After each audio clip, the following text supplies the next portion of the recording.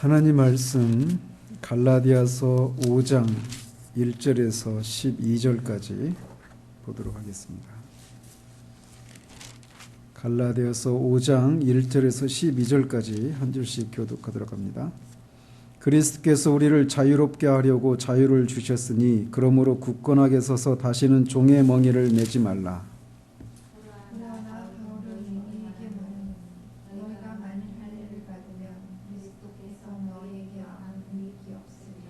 내가 할례를 받는 각 사람에게 다시 증언하노니 그는 율법 전체를 행할 의무를 가진 자라.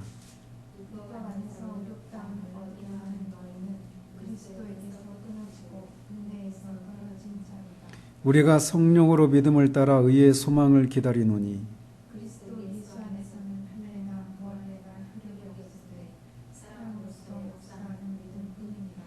너희가 다름질을 잘하더니 누가 너희를 막아 진리를 순종하지 못하게 하더냐.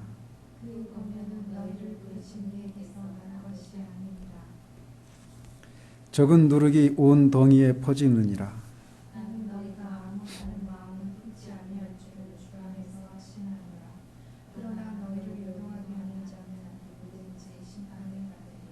형제들아, 내가 지금까지 할례를 전한다면 어찌하여 지금까지 박해를 받으리요. 그리하였으면 십자가의 걸림돌이 제거되었으리니 너희를 어지럽게 하는 자들은 스스로 베어버리기를 원하노라. 아멘.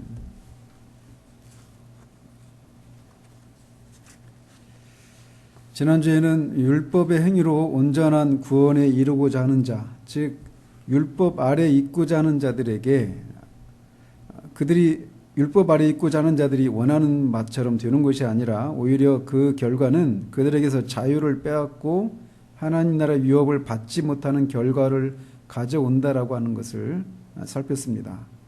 그것을 논증하면서 사도는 이삭과 이스마엘이라고 하는 역사적인 인물과 그들에게 일어난 역사적인 사건을 언급하면서 그 역사적인 사건을 풍유적으로 해석하는 것을 통해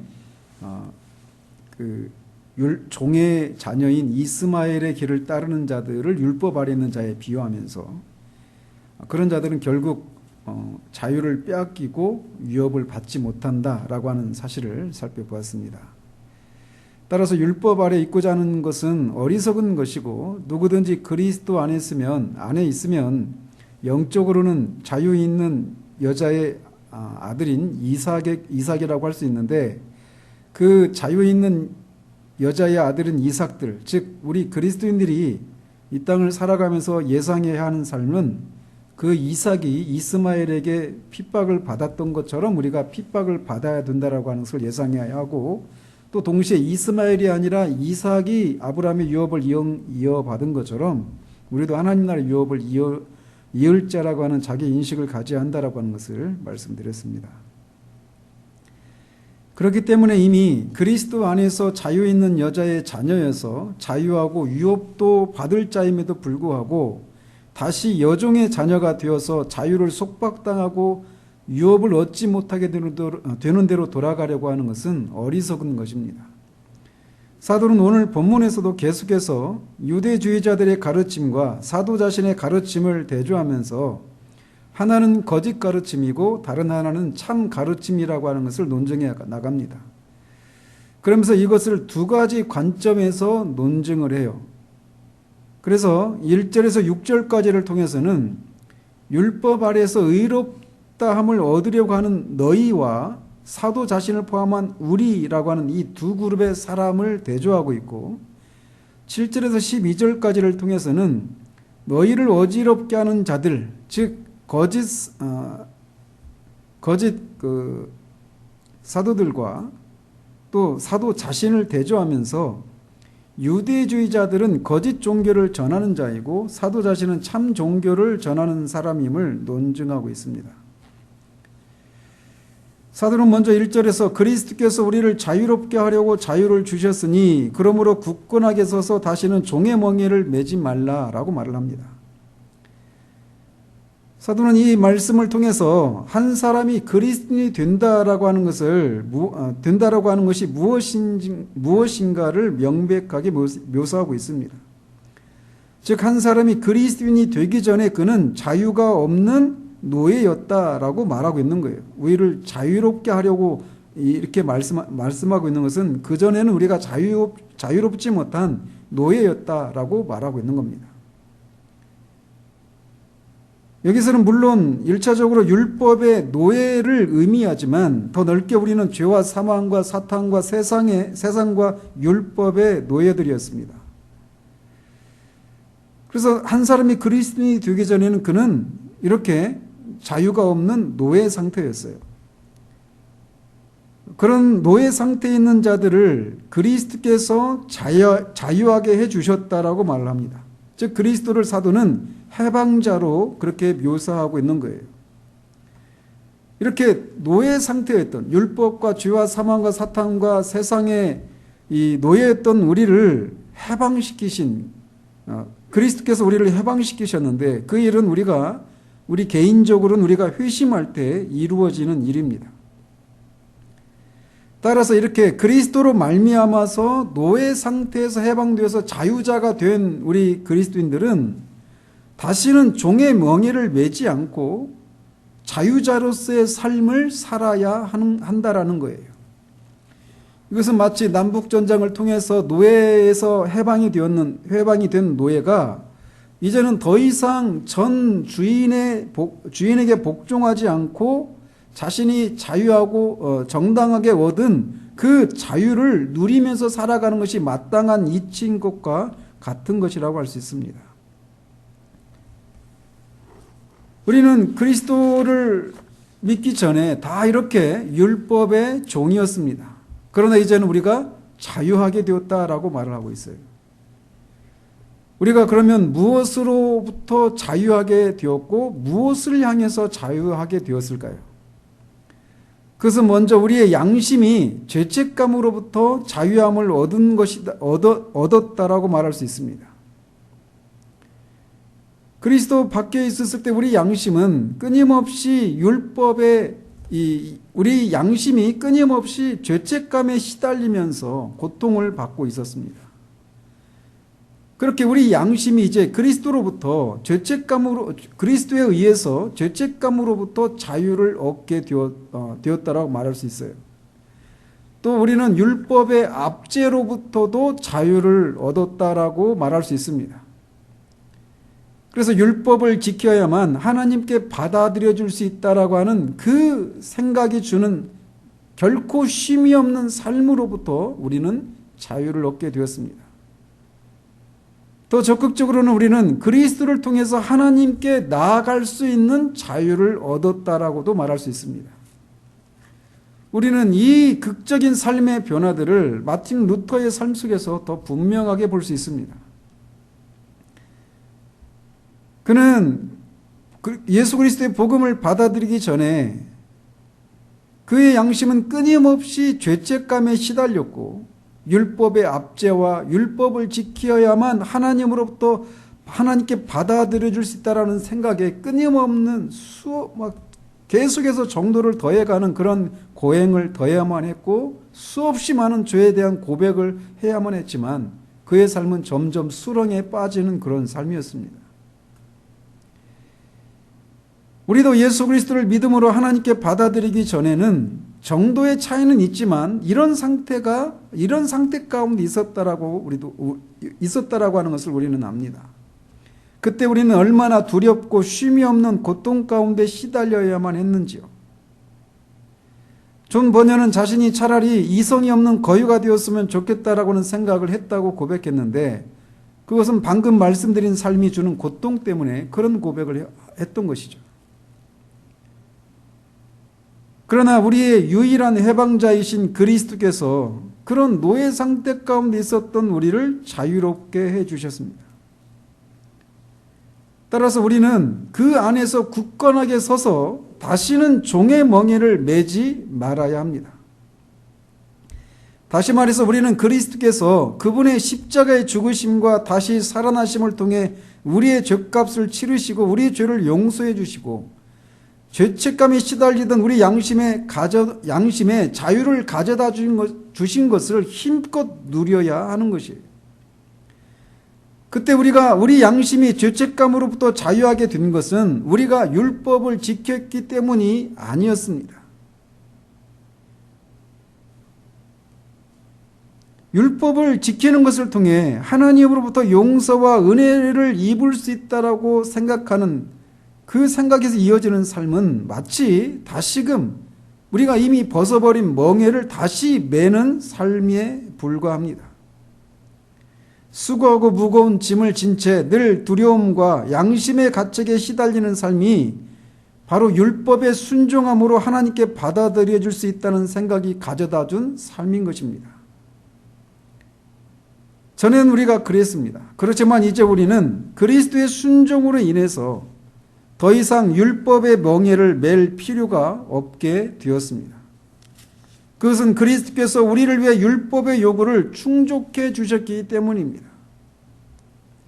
그분은 율법에 불순종한 우리를 위해서 죽으심으로써 우리가 당해야 할 율법의 정죄를 당하신 것입니다. 그래서 앞에 3장 13절에서 그는 우리를 위하여 저주를 받은 바 되사 율법의 저주에서 우리를 속량하셨다라고 말하고 있습니다. 그는 우리를 율법의 저주에서 해방시켜 주셨습니다. 우리를 짓누르던 율법의 멍에를 끊어내 버리셨어요. 그리고 그 일은 완전하게 불가역적인 방식으로 되돌릴 수 없는 방식으로 이미 이루어져 버린 일입니다. 이미 끝난 일이에요. 그러므로 우리는 그리스도께서 우리에게 주신 자유 안에 굳게 서서 다시는 종의 멍에를 메어서는 안 되는 것입니다. 사도는 이렇게 1절에서 그리스도로 말미암아 종의 멍에를 벗고 자유하게 된 우리가 다시는 종의 멍에를 매지 말아야 함을 말한 후에 2절에서 4절까지를 통해서 할례라고 하는 문제를 통해서 구체적으로 종의 멍에를 매는 이 문제를 다루고 있습니다. 이미 앞에서 계속해서 반복해서 살펴본 것처럼 갈라디아 사람들은 유대주의자들에 의해서 온전한 구원에 이르기 위해서는 그리스도를 믿는 것으로는 충분하지 못하고 할례를 받아야 한다라고 하는 거짓 가르침에 미혹이 되었습니다. 할례를 받는 것이 언뜻 보면 매우 사소한 문제로 생각할 수도 있지만 바울은 그것이 결코 작은 문제가 아닌 정도가 아니라 그것은 그 가르침은 복음을 정면으로 부인하는 매우 신학적인 문제라고 하는 것을 간파했습니다. 즉 할례를 받아야 한다라고 하는 이 문제는 율법에 순종함으로써 하나님께 받아들여질 수 있다라고 하는 것을 말해주는 받아들여질 수 있다라고 하는 것을 상징하는 그런 문제로 그가 간파했던 거예요. 그래서 이 유대주의자들의 이 표현은 사도행전 15장 1절에 있는 것처럼 너희가 할례를 받고 율법을 지키지 않으면 구원을 받을 수 없다라고 하는 것이 그들이 할례를 받아야 한다라고 하는 것이 말해주고 있는 것의 핵심적인 내용이었습니다. 율법을 지킴으로 하나님께 받아들여질 수 있다. 구원을 받을 수 있다라고 하는 것이 그들의 가르침이었어요. 그들은 그리스도를 믿는 믿음만으로는 구원을 얻기에 불충분하다고 단언했고 그 가르침을 이 갈라디아 교인들에게 전했던 것입니다. 이에 대해서 바울은 보라 나 바울은 너희에게 말하노니 라고 말하면서 할례를 받아야 온전하게 구원받을 수 있다고 생각하는 것이 무엇을 말하는지를 설명해 나가기 시작합니다. 먼저 사도는 2절과 3절에서 할례를 받으려고 하는 것은 결국은 율법 전체를 행할 의무를 지는 것이라고 말을 합니다. 왜냐하면 할례를 받는다라고 하는 것은 결국 자신이 유대인이 되고 유대인으로서의 그 법인 율법 전체를 지키겠다라고 하는 서약을 의미하기 때문에 그렇습니다. 또한 할례를 받음으로 율법 전체를 행하겠다라고 하는 이 생각은 결국은 율법 안에서 의롭다함을 얻으려고 하는 것이라고 사도는 판단하고 4절에서 그렇게 판단하고 있습니다.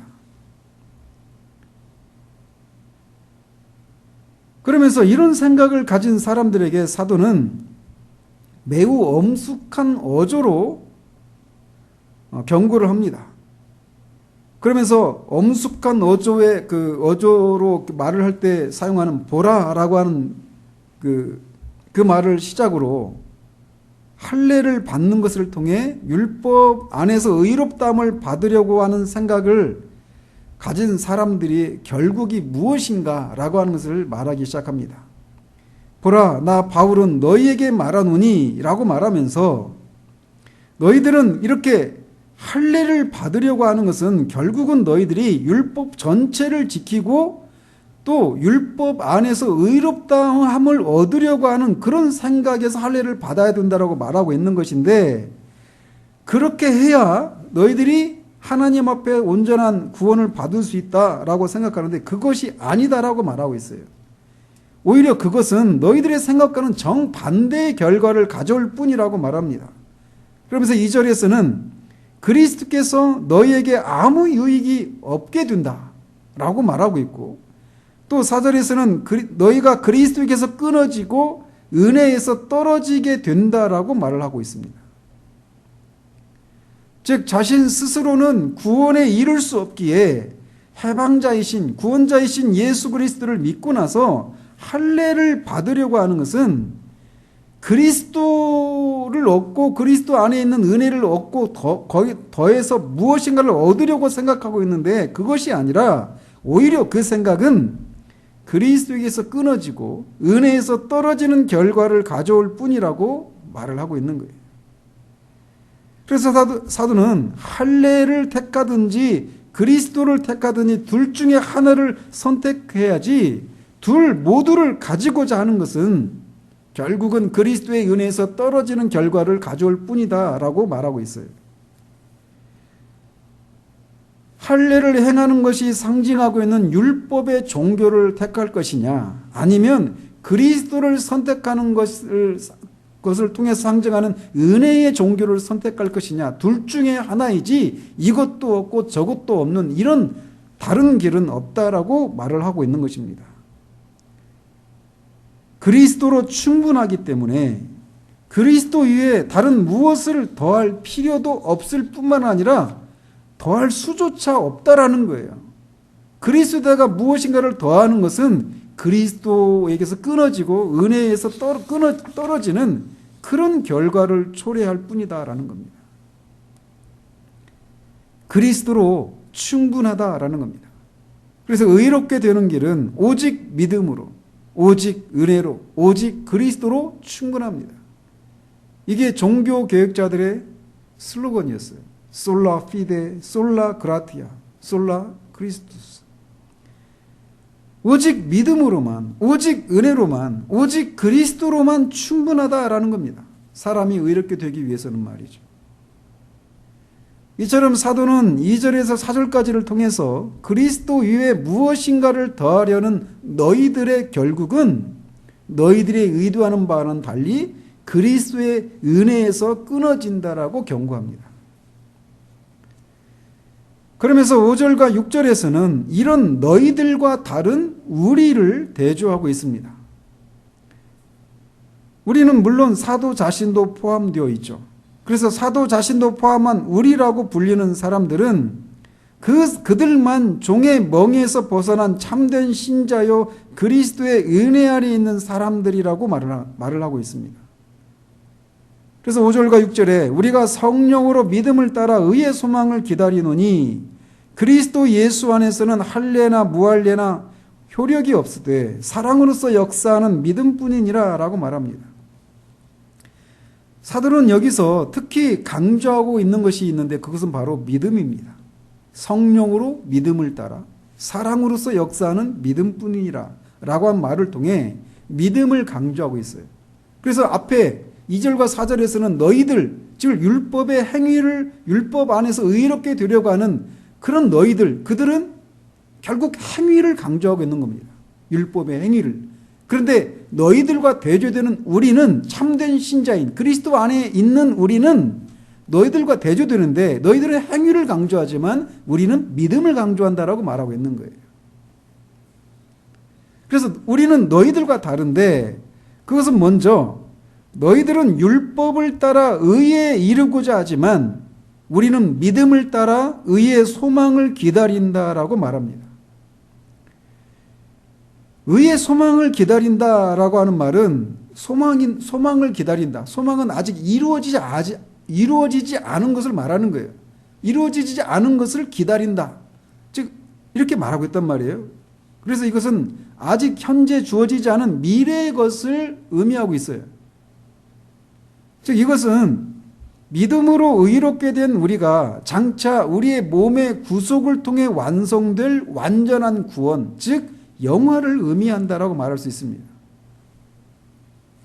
그런데 미래에 주어질 이 완전한 구원인 영화를 얻기 위한 길은 율법을 지키는 행위로가 아니라 성령으로 믿음을 따라 되는 것이라고 말하고 있어요.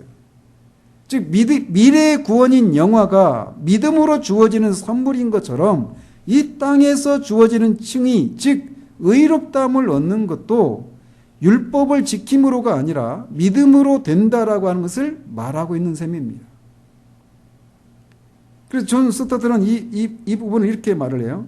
우리는 너희와 달리 이러한 미래의 구원을 기다린다. 우리는 그것을 위해 일하지 않는다.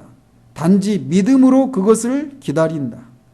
우리는 그것을 확보하기 위해 노심초사 애쓰거나 선행에 의해 그것을 얻어야 한다고 생각하지 않는다. 하늘나라에서 일어날 최종적 영화는 우리가 처음에 받은 칭의처럼 값없이 주어지는 선물이다. 그래서 믿음으로 오직 십자가에서 죽으신 그리스도만을 믿으면서 우리는 그것을 기다린다라고 그렇게 해석을 합니다. 그렇기 때문에 그리스도 예수 안에서는 할례나 무할례나 효력이 없다라고 말을 합니다. 즉 구원은 의롭게 되는 것은 할례를 받았든지 받지 않았든지 그리스도 예수를 믿는 자들에게는 중요한 것이 아니다라고 말하고 있어요. 그래서 할례를 받았다고 해서 그가 더 의롭게 되거나 할례를 받지 않았다고 해서 그가 덜 의롭게 되는 것이 아니다라고 말하고 있는 겁니다.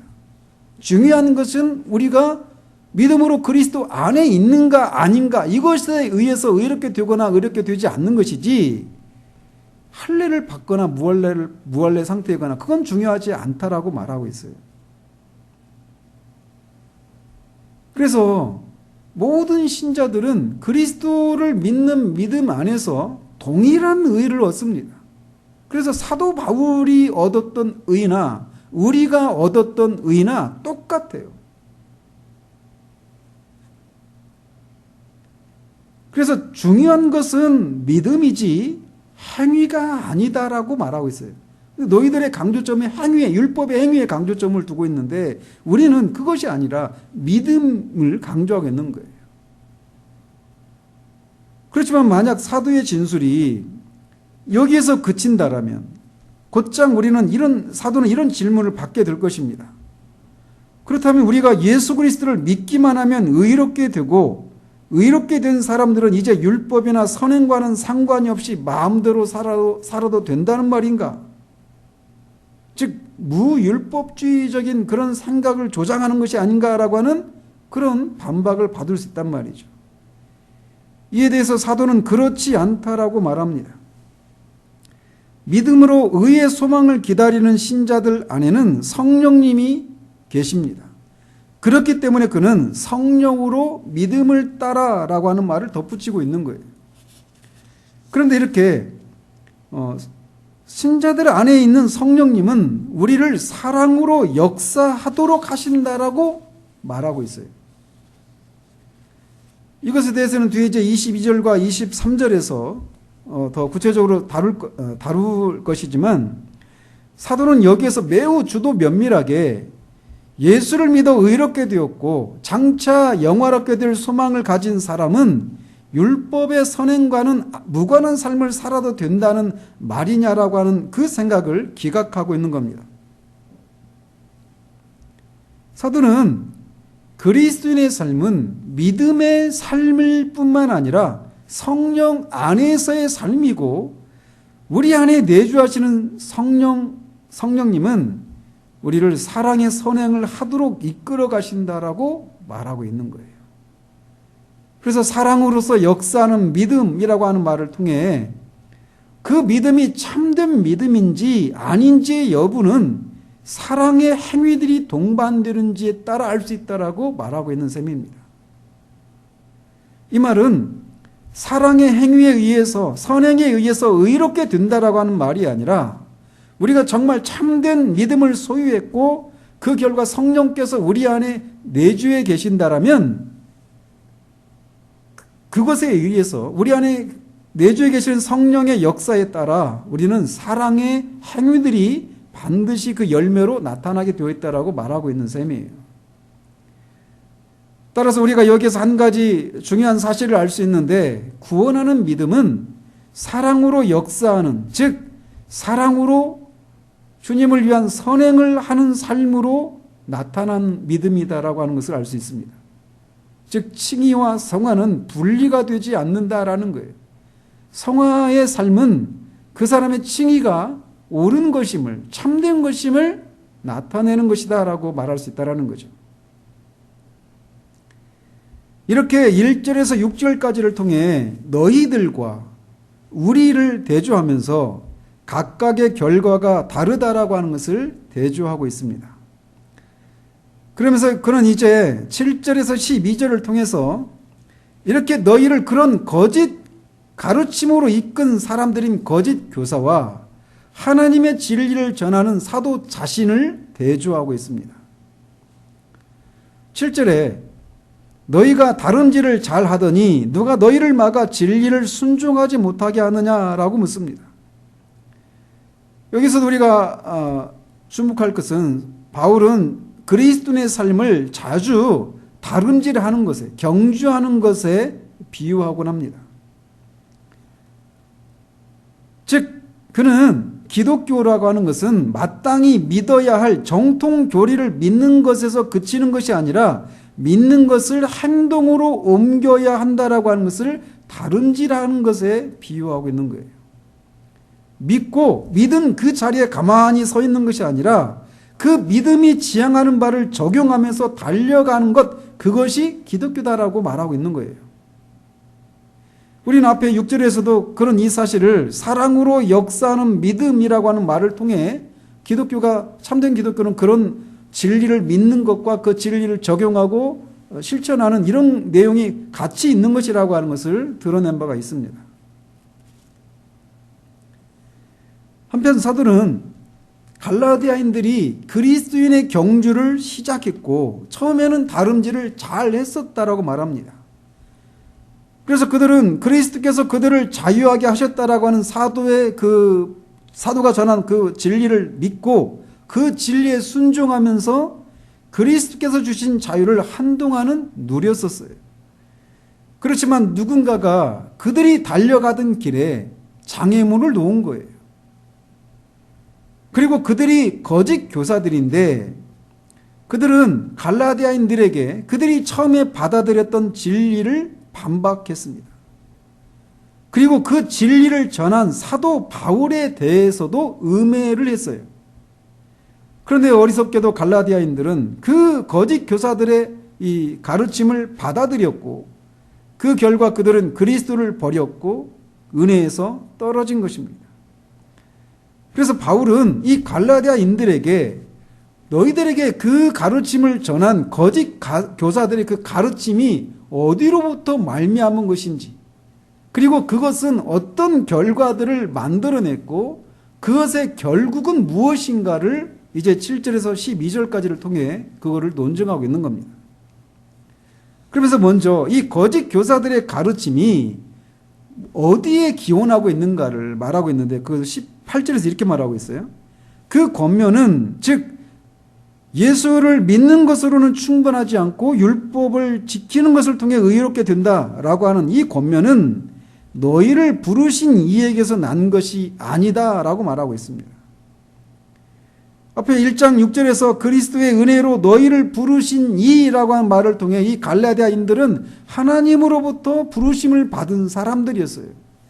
그런데 이 갈라디아인들에게 사도가 전한 복음을 버리도록 설득한 이 거짓 교사들은 너희를 부르신 하나님에게서 난 것이 아니다. 그들의 가르침은 하나님으로부터 난 것이 아니다라고 사도가 8절에서 말하고 있는 겁니다. 그리고 그 결과는 이렇게 하나님으로부터 말미암지 않은 이 거짓 가르침의 결과는 7절과 10절, 12절에서 이렇게 말합니다. 진리를 순종하면서 믿음의 길을 다름질을 잘 달려가던 너희들을 막은 결과를 초래했다. 또 10절에서는 너희들을 요동하게 했다. 그리고 12절에서는 너희들을 어지럽게 했다라고 말을 합니다. 하나님으로부터 기원하지 않은 이 거짓 가르침의 결과는 진리를 순종하면서 그리스도가 주신 자유를 누리며 살아가는 너희들의 그 다름질을 막은 결과를 초래했고, 너희들을 그리스도 안에서 양심의 자유를 누리는 가운데 평안했던 너희들의 양심을, 너희들의 삶을 요동하게 했고 어지럽게 하는 결과를 초래했다라고 말을 하고 있어요.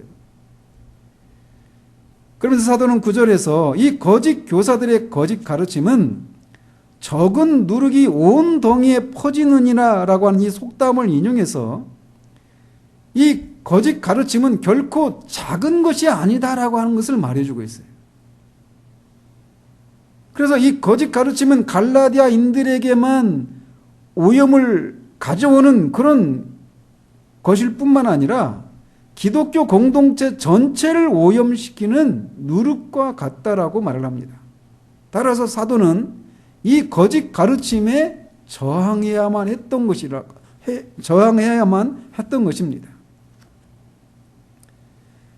그러면서 이 거짓 가르침의 기원이 하나님으로부터 말미암지 않았고 그 결과는 그들의 진리를 순종하던 길을 막고 요동하고 어지럽게 하는 그런 결과를 초래했을 뿐만 아니라 그 종말이 무엇인가를 이제 밝히고 있습니다. 10절에 보면 나는 너희가 아무 다른 마음을 품지 아니할 줄을 주 안에서 확신하노라. 그러나 너희를 요동하게 하는 자는 누구든지 심판을 받으리라 라고 말합니다. 즉 사도는 이 거짓 교사들의 거짓 가르침은 결코 승리하지 않을 것이고 갈라디아인들은 지금과는 달리 다른 마음을 품지 않게 될 것이고 거짓 교사들은 그가 누구더라도 하나님의 심판을 받을 것이라고 하는 것을 단호하게 확신하고 있습니다. 거짓 교사들은 심판을 받을 것이고 갈라디아인들은 지금보다 더 나은 마음을 품게 될 것이다라고 하는 것을 확신하고 있어요. 그러면서 사도는 이 거짓 교사들이 12절에서 보면 스스로 배워버리기를 원한다라고 말하고 있어요. 여기서 스스로 배워버린다 이 말은 소아시아의 이교도 여신인 퀴벨레를 섬기는 사제들이 스스로를 거세하는 것을 이렇게 인용했다고 그럽니다. 그래서 스스로 배워버리기를 바란다 이 말을 통해 이 거짓 교사들이 스스로 기독교 공동체에서 추방되기를 바란다라고 말하고 있는 거예요.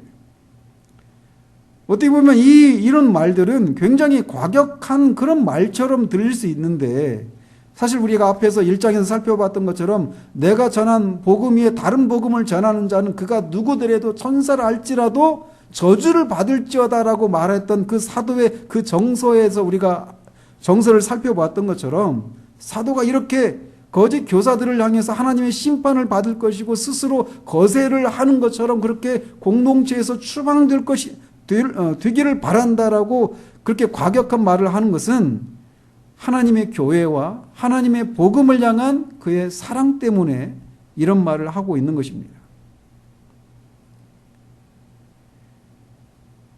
그러면서 사도는 12절 1절을 통해서 이 거짓 교사들과 자신을 대조하고 있는데 그들은 할례를 전하고 있었어요.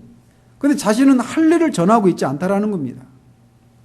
그러면서 그들이 할례를 받아야 한다라고 전하는 동기가 무엇인가를 말을 하고 있어요. 간접적인 방식으로 말이죠.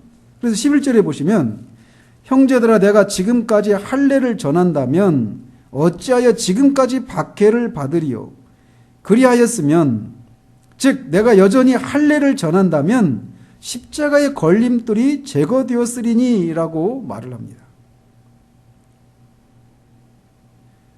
사도가 이렇게 내가 지금까지 할례를 전한다면 이 말을 하면서 내가 지금 할례를 전하고 있지 않다 이런 말을 하고 있는 이유는 앞에서도 말씀드린 것처럼 거짓 교사들이 갈라디아인들에게 사도 바울을 음해하고 있기 때문에 그래요.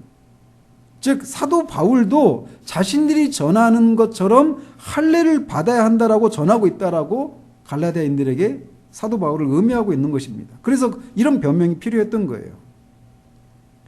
그래서 사도는 그것을 단호히 부인하고 있는데 그들의 주장이 잘못되었다라고 하는 증거를 제시합니다. 그게 뭐냐? 만약 자신이 할례를 받아야 한다고 전했다면 바울은 지금처럼 박해를 받지 않았을 것이다 라는 거예요. 자신은 할례를 받아야 한다고 전하고 있는 것이 아니라 십자가를 전하고 있다라고 말하고 있는 겁니다. 바울이 받은 핍박이 여러 가지 종류가 있었는데 그 중에 가장 큰 박해는 동족 유대인들로부터 왔습니다.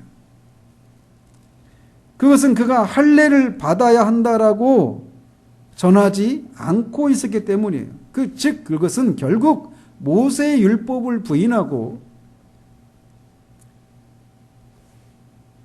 오직 예수를 믿음으로만 사람이 의롭게 된다라고 하는 말을 통해 그들의 그 자기의를 산산조각 내고 있었기 때문에 그렇습니다. 그런 앞에서처럼 그리스도 안에서는 할례나 무할례나 아무것도 아니라고 하는 말씀을 전했습니다. 오직 믿음으로만 의롭게 된다라고 하는 복음을 전하고 있었기 때문에 그는 동족들로부터 박해를 받고 있었고 이 사실이 사도가 거짓 사도들과 같은 가르침을 전하지 않고 있는 증거라고 사도가 말하고 있습니다. 즉 사도는 할례를 받아야 한다라고 전하면 핍박을 받지 않을 것이다. 내가 핍박을 받고 있는 것은 할례를 전했기 때문이 아니라 십자가를 전했기 때문이다라고 말하고 있는 거예요. 즉 이 말을 통해 거꾸로 우리가 유추할 수 있는 것은 이 유대주의자들이 거짓 교사들이 할례를 전하는 이유가 무엇이냐면 핍박을 면하기 위해서라고 하는 것을 사도가 간접적인 방식으로 폭로하고 있는 것입니다. 그래서 그들은 할례를 전했고 사도는 그리스도와 십자가를 전했다라고 말하고 있어요. 할례를 전한다라고 하는 것은 죄인들이 스스로 율법을 지키는 율법의 행위로 스스로 구원을 받을 수 있다, 의롭게 될 수 있다라고 하는 것을 전하는 것을 의미하는 겁니다. 그러나 그리스도와 십자가를 전한다라고 하는 것은 그들이 자신 스스로는 구원할 수 없고 오직 그리스도만이 십자가를 통해 그들을 구원할 수 있다라고 하는 말을 전하는 거예요.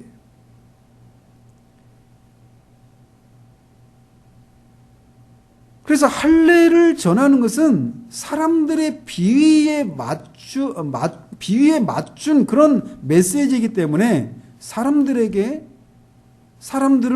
분노하게 하지 않습니다. 할례를 전하는 것은 그래서 핍박을 피하게 하는 결과를 가져올 수 있어요. 그래서 유대주의자들은 핍박을 피하려고 할례를 예수 그리스도를 믿음으로만 충만하지 않고 할례도 받아야 된다라고 전하고 있었던 것이죠.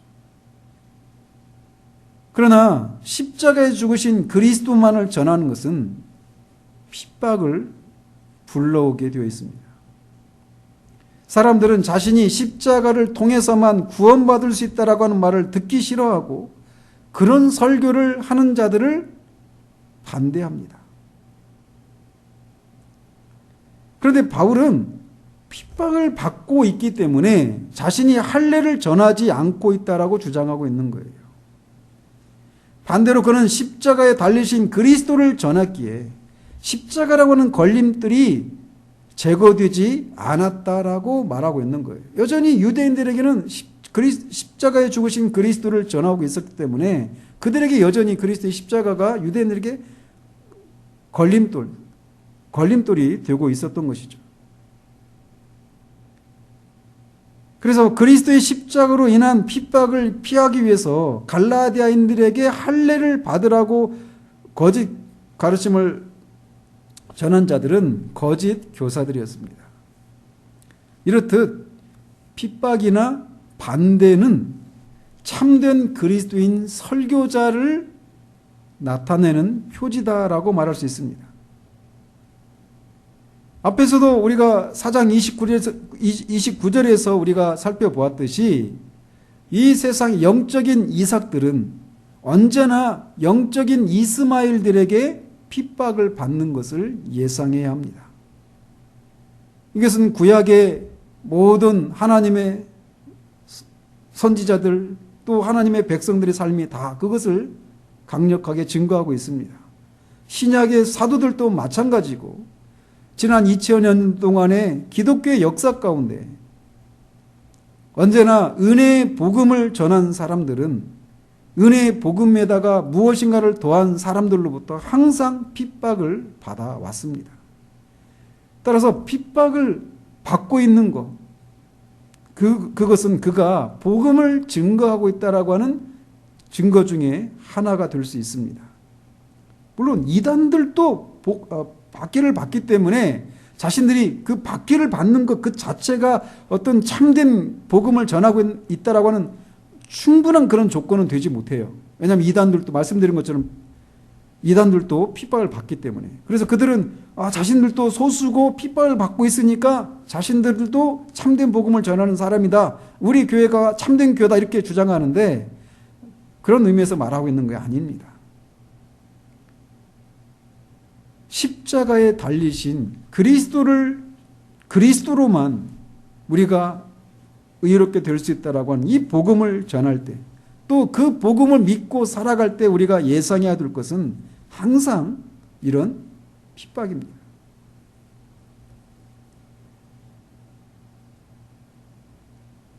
우리 시대에는 어떤 진리가 어떤 것이 참이라고 어떤 것만이 절대적인 진리라고 말할 수 없는 그런 상대주의적인 그런 가치관이 통용되고 있는 그런 관용의 시대입니다. 그래서 그가 무엇을 믿는지는 중요한 문제가 아니고 그가 믿는 것에 대해서 얼마나 열심을 내고 있는지 진정으로 그것을 믿고 있는지 이게 중요하지 무엇을 믿고 있는지가 중요하지 않고 무엇을 믿는지를 강조하는 이런 사람들은 오히려 분열을 일으키고 신사적이지 않은 사람들이라고 하는 평가를 받는 시대입니다. 그러나 참된 기독교는 양다리를 걸치는 그런 모습이 아닙니다. 그래서 세상에서도 인정받고 하나님께도 인정받는 그런 제3의 길은 없다라고 하는 것을 우리는 이 사도의 이 말 속에서 우리가 살펴볼 수가 있습니다. 우리는 할례를 택하든지 아니면 그리스도를 택하든지 둘 중에 하나여야 합니다. 그리스도도 얻고 할례도 받는 이 둘을 모두를 통해서 사람들로부터 박해도 받지 않고 인기도 얻고 또 하나님으로부터 인정도 받는 이런 길은 성경적인 기독교가 아니다라는 겁니다. 이런 참된 복음을 따라 살아가는 사람들도 그리스도이든지 아니면 그리스도 플러스 무엇이든지 둘 중에 하나를 선택해야 합니다. 또 저처럼 복음을 전하는 사람들도 사람들로부터 핍박을 받을 것을 예상하면서 오직 그리스도만은 십자가에 달리신 그리스도만으로 충분하다라고 하는 복음을 전하든지 아니면 사람들로부터도 인정받을 수 있는 그리스도 플러스 무엇인가를 더하는 그런 가르침을 전하든지 둘 중에 하나를 선택해야 한다는 거예요. 그 둘 중에 하나도 아닌 제3의 길은 없다라는 겁니다. 우리가 그리스도로만 사람이 의롭게 된다라고 하는 이 복음을 전하지 않고 그리스도에다가 사람들의 비유를 맞추기 위해서 무엇인가를 더하려고 하는 이 동기 그 배후에는 사람들로부터 박해를 받지 않으려고 하는 그런 모습이, 그런 생각이 깔려 있기 때문에 그렇습니다. 우리는 둘 중에 오직 하나입니다. 그리스도로 충분하든지 아니면 그것으로는 충분하지 않기 때문에 할례를 받는 것과 같은 율법의 행위를 더하든지. 그러나 그리스도에다가 무엇인가를 더하는 것은 그들의 기대와는 달리 사람들로부터는 인정받을지 몰라도 그리스도에게서 끊어지고 은혜에서 떨어지는 결과를 초래할 뿐이라고 하는 사실들을 우리가 엄중하게 생각하고 그리스도로만, 믿음으로만, 은혜로만이라고 하는 이 복음을 믿고 그 진리에 순종하는 길을 가면서 사람들로부터 우리가 이상한 사람 취급받고 사람들을 불편하게 만드는 그런 사람들이라고 하는 평가를 받는다 하더라도 그것만이 참된 길임을 알고 그 길에 우리가 굳게 서 있는, 그래서 더 이상 종의 멍에를 매지 않는 그런 우리들 되기를 우리 주님 이름으로 축원드립니다. 말씀을 생각하면서 기도하기를 바랍니다.